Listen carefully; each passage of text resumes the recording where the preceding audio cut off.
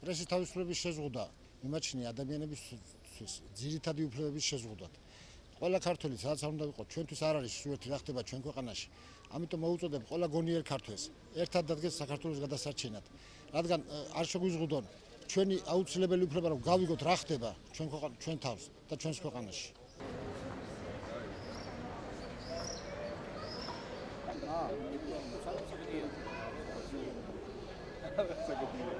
ვაპროტესტებთ აგრეთვე მედიის თავისუფლების სიმცირეს, ანუ არ ქონას, ვაპროტესტებთ ძალადობის ფაქტებს, რომელიც ყოველდღიურად და ყოველსაათობრივად ხდება საქართველოში.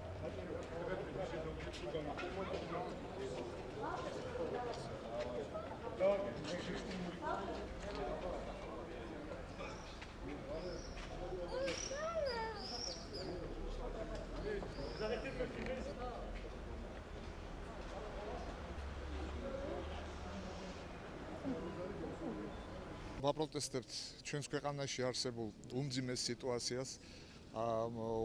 სიტუაციას პრესის თავისუფლების თვალსაზრისით, უმძიმეს სიტუაციას ხალხის დაჭერის, დაშინების, ტერორის თვალსაზრისით.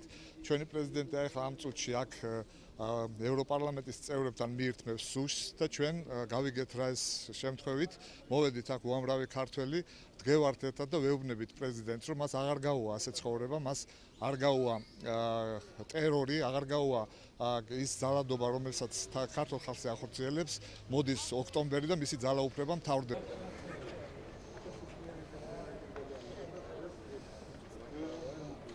მას შემდეგ რაც ნულოვანი ტოლერანტობა გამოაცხადა სააკაშვილომ, მას შემდეგ რაც ამ ბოლო დროს დაიწყო ტერორი, მომიტინგეების, ქართული ოცნების მომხრეების, ცემა, საშიელი მოქცევა მათ მიმართ, ჩვენ გავაგზავნეთ ევროსტრუქტურებში პეტიცია, რომლის მიხედვით ჩვენ ჩავაყენეთ საქმის ზურში.